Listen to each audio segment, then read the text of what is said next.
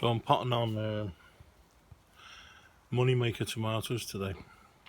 I'll show you.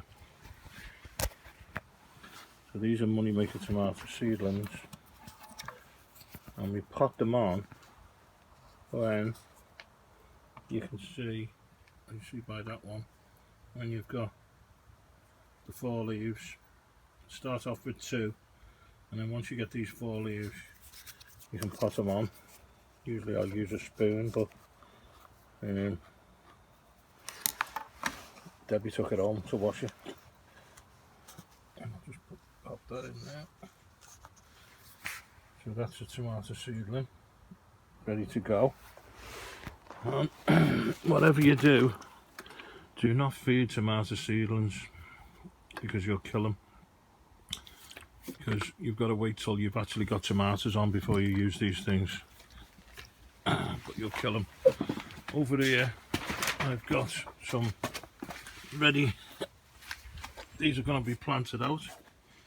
These are I've done these a couple of weeks ago. So these now have got the 4th and 5th branches on. So like they can go out now in the polytunnel. And I'll show you how I do that in a sec. So I'm now going to plant some Ailsa Craig. So you're going to need one of these.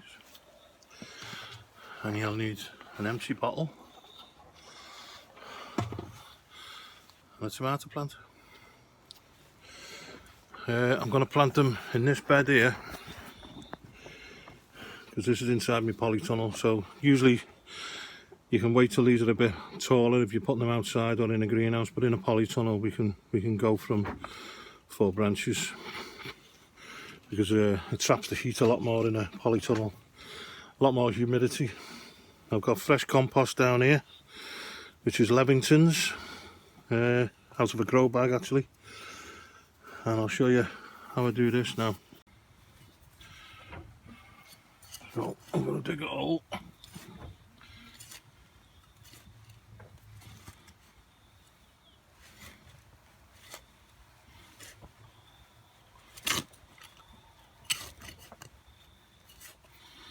Twice as deep as I need it. Twice as wide as I need it, I mean. And the reason for that is what you're doing. You get your bottle, you cut your end off, and you end up with something like that. And the idea is you're burying the bottle with the plant, because you never ever feed a tomato from the top. You always water it and feed it from the bottom. So you can put your feed directly into the bottle with your water, and you're only feeding a plant, once the tomatoes are on it, you're only feeding it once a week, because you don't want to overfeed it, give it too much nitrogen and end up flopping over on you. So I'm going to put this plant in now, doing this all one-handed. Just backfill that a bit.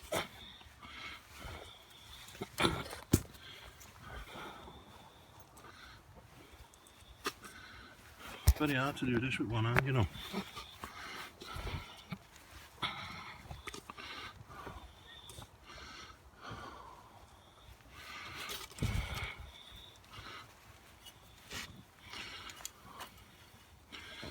Okay, so I've got my tomato plants. Now it's a little bit away from the plant, but like once that plant grows, the roots are going to go down, and the roots will be all at the bottom of this bottle, because that's where all that loose soil is, and I'll be able to feed it. And once this grows higher and higher, I'll be able to cane it, but I can always feed it from that bottle, and I know that it's going directly to the roots all the time. And that's how we do. Okay, so I've got now 8 Ailsa Craig tomatoes in the polytunnel with the bottles sunk down, so I can water them and feed them. I do them in this diagonal formation because I've only got that strip, and if you look down this way, once these plants have grown, I can get in there and tend to that plant at the back, so it just gives me a little bit more space. I spaced them apart about 18 inches, just so I can, because later on I've got to side shoot them and stuff like that, so it just gives us a little bit more room to work. And I'll just fill these bottles up now.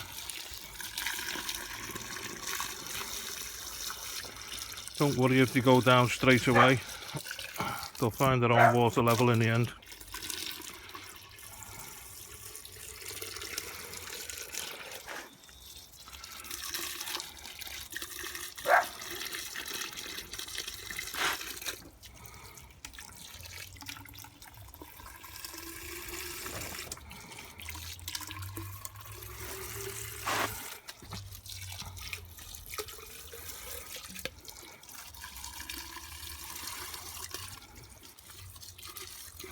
And these are the standard tomato.